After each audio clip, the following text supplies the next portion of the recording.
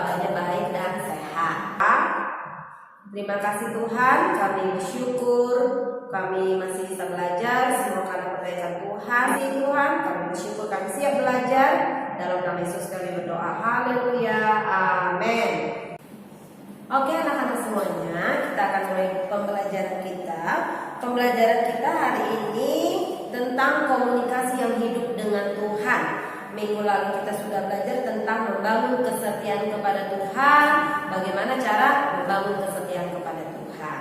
Sekarang kita akan belajar tentang komunikasi yang hidup dengan Tuhan. Tujuan kita belajar ini adalah anak-anak semuanya paham komunikasi itu artinya apa. Komunikasi verbal, komunikasi vertikal itu artinya apa. Dan bagaimana cara berkomunikasi dengan Tuhan. Jadi harapannya lewat pembelajaran ini anak-anak bisa memahami arti komunikasi dan bisa berkomunikasi yang baik dengan Tuhan dan tahu bagaimana caranya. Yang pertama, kita akan ngebahas tentang pengertian komunikasi. Komunikasi dengan Tuhan itu pengertiannya apa ya, teacher? Dalam bahasa Inggris komunikasi itu dikatakan communication, ya, communication yang secara umum berarti semua tingkah laku kita, baik yang menggunakan suara atau yang menggunakan bahasa tubuh, gerak tubuh kita, namanya verbal dan non verbal. Jadi komunikasi itu ada komunikasi verbal, ada komunikasi non verbal. Itu pengertian secara umum yang dapat diterima dan dimengerti oleh orang lain. Arti khusus itu tadi umum. Sekarang arti khusus komunikasi adalah pesan yang kita kirimkan secara dasar untuk orang lain. Ya, pesan yang dikirimkan secara dasar untuk orang lain itu pengertian secara khusus untuk satu orang atau lebih, ya, dengan tujuan memengaruhi tingkah laku si penerima. Ketika kita berkomunikasi dengan orang lain, komunikasi kita itu menghasilkan atau mempengaruhi orang lain yang menerima komunikasi dari setiap kita tadi. Komunikasi dengan Tuhan berarti setiap tingkah laku kita yang menggunakan suara dan menggunakan gerakan tubuh hanya ditujukan kepada Tuhan, ya. Jadi komunikasi itu harus kita tujukan kepada Tuhan, baik verbal atau non verbal, ya, kepada Tuhan. Komunikasi, contohnya apa contohnya, teacher? Kita melayani Tuhan dengan selalu taat kepada orang tua sebagai wakil Tuhan di bumi ini. Jika diberi tugas oleh guru, kita harus mengerjakannya dengan baik. Itu adalah komunikasi yang menggunakan gerakan tubuh. Jadi itu namanya non-verbal. Ada action. Kamu disuruh mengerjakan tugas, actionnya apa? Ya kamu kerjakan tugasnya. Berarti komunikasi antara guru dan anak-anak sampai. Ketika teacher bilang ini tugasnya kerjakan ya, kamu jawab di sana oke. Lalu kamu kerjakan. Itu namanya komunikasi non-verbal. Pakai bahasa tubuh, pakai gerakan tubuh. Mengerjakan tugas kan ada gerakannya, bukan hanya ngomong doang mengerjakan tugasnya oke. Emang bilang oke tugasnya langsung selesai? Enggak. Harus ada gerakan tubuh yang menyertai kata oke tadi, ya. Contoh lain dalam bentuk komunikasi verbal, tadi non verbal itu pakai gerakan tubuh, disuruh lakukan segala sesuatu, kamu kerjakan, itu namanya komunikasi non verbal. Ini contoh komunikasi verbal. Ketika kita rajin berdoa, memuji dan menyembah Tuhan, itu namanya verbal. Verbal itu menggunakan suara. Emang kalau kamu nyanyi diam aja? Emang orang ngerti kamu bilang apa kalau kamu ngomong sama orang? Nggak ada gerakannya gitu. Emang orang ngerti? Nggak ngerti, ya. Jadi komunikasi nonverbal itu tadi pakai gerakan. Ketika kamu bergerak melakukan segala sesuatu, menerima perintah dan melakukan, itu namanya komunikasi nonverbal. Komunikasi verbal itu lewat suara. Makanya kita memuji menyembah Tuhan setiap hari dan setiap waktu. Terus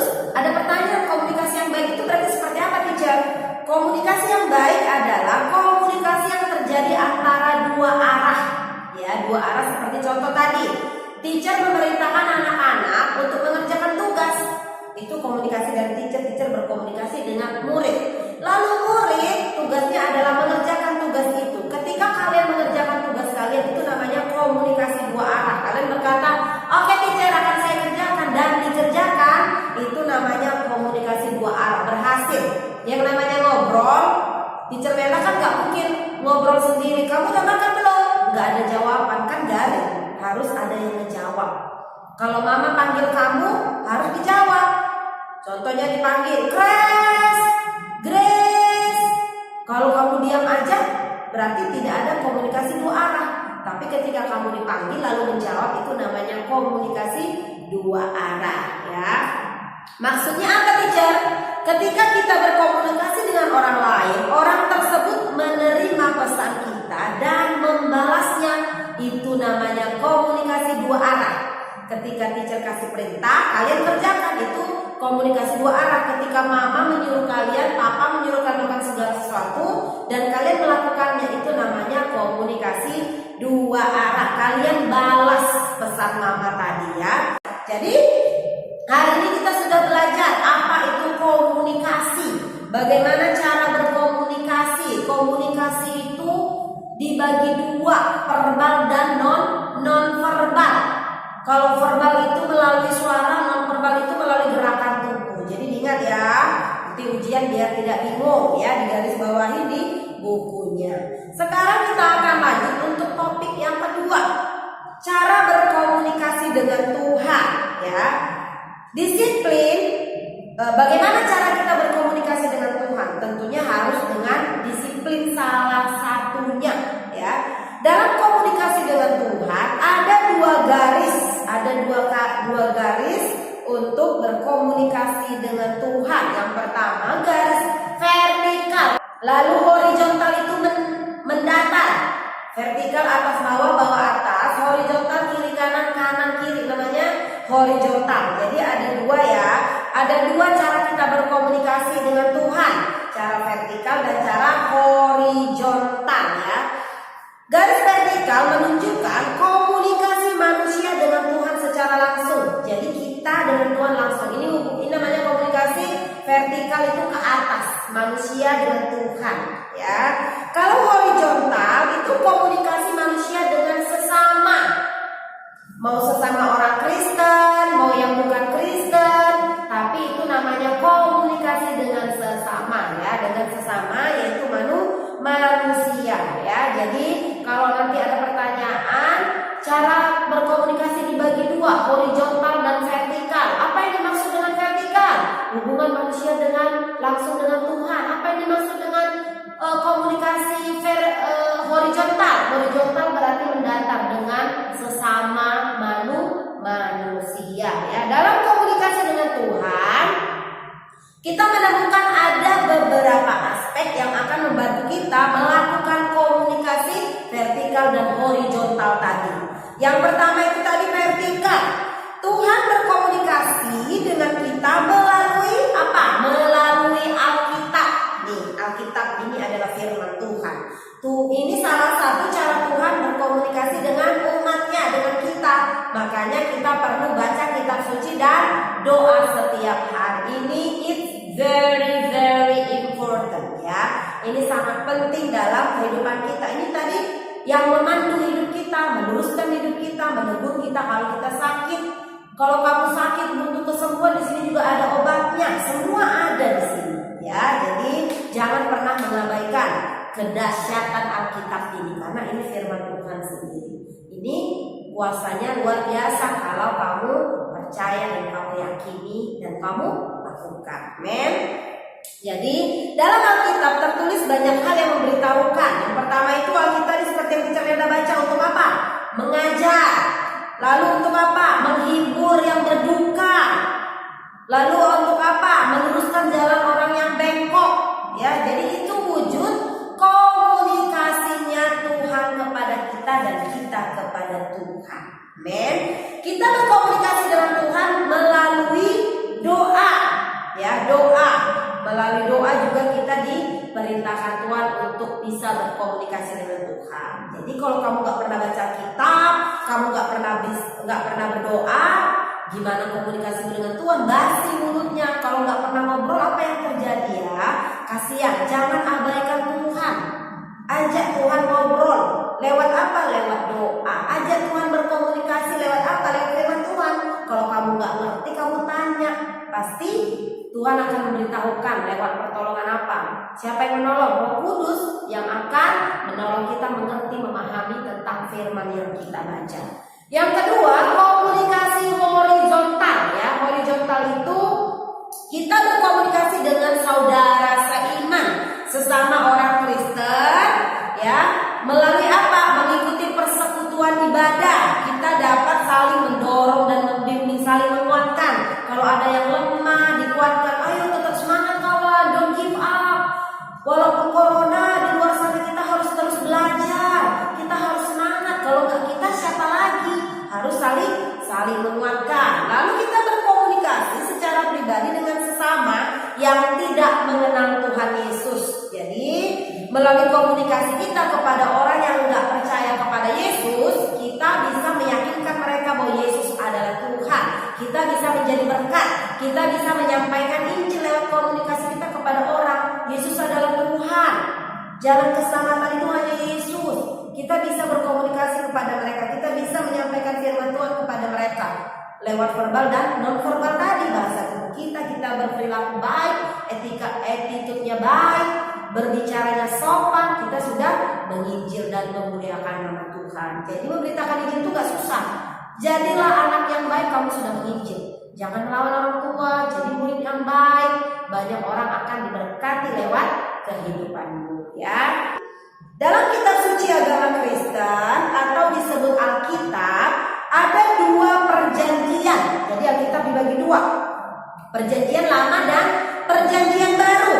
Perjanjian lama intinya bercerita tentang penciptaan dunia dan alam semesta dan isinya, dan cerita tentang kejatuhan manusia ke dalam dosa, serta janji kedatangan juru selamat. Jadi janji kedatangan juru selamat itu diceritakan di perjanjian lama. Sedangkan dalam perjanjian baru diceritakan tentang pengorbanan Tuhan Yesus di kayu salib, penggenapan janji keselamatan tadi digenapi di perjanjian baru ya. Jadi Tuhan Yesus menepati janjinya untuk menebus dosa manusia. Cara kita berkomunikasi dengan Tuhan, tadi yang pertama Alkitab, membaca Alkitab. Yang kedua adalah lewat doa. Doa itu merupakan nafas hidup orang percaya. Kalau tidak berdoa berarti tidak bernafas, artinya mati, kerohaniannya mati.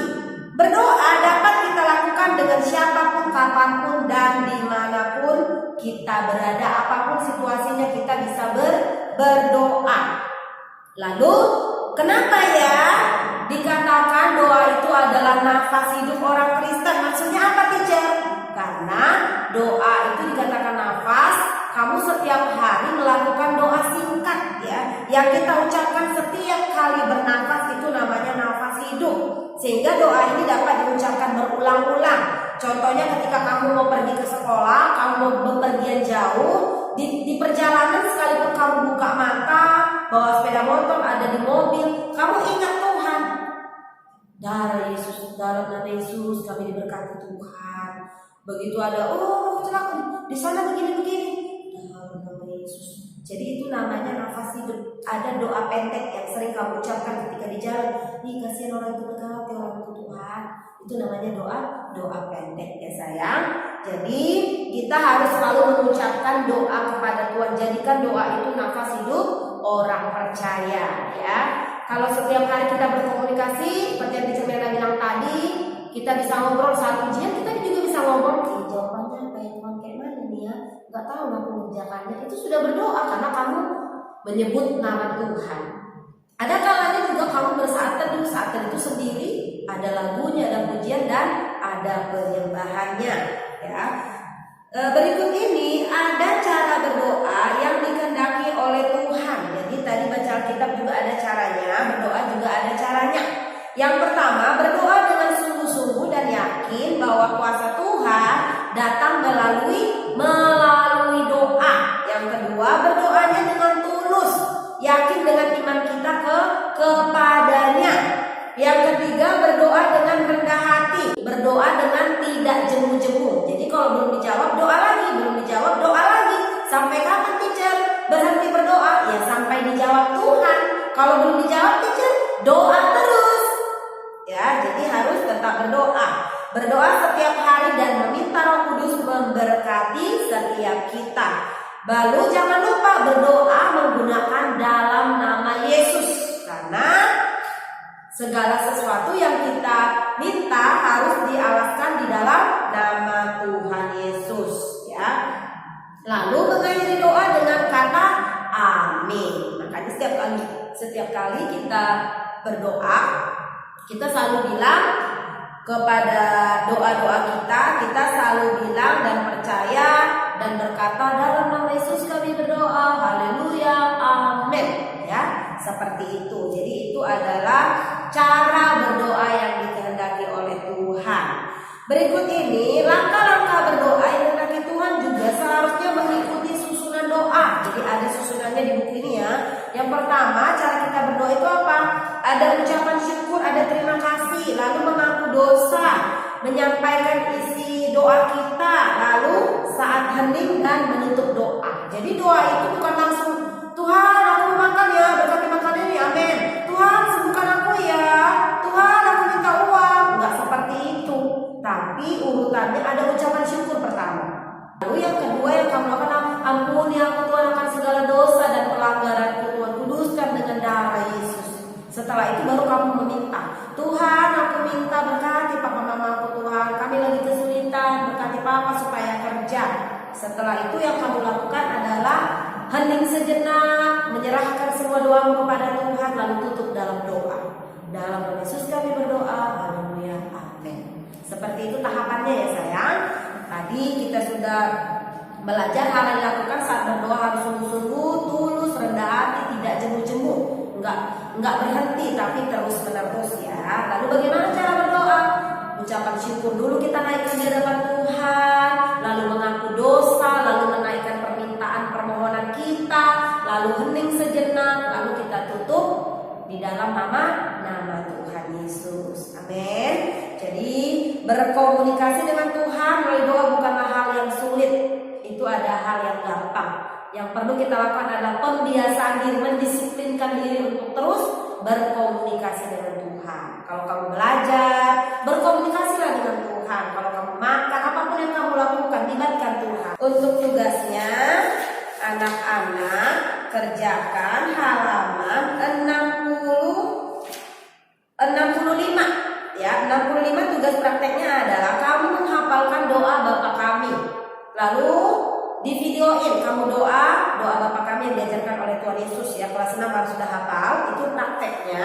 Lalu tugas 67, satu lagi ya, tugas 67 itu kamu isi, itu disiplin rohani, tinggal checklist saja.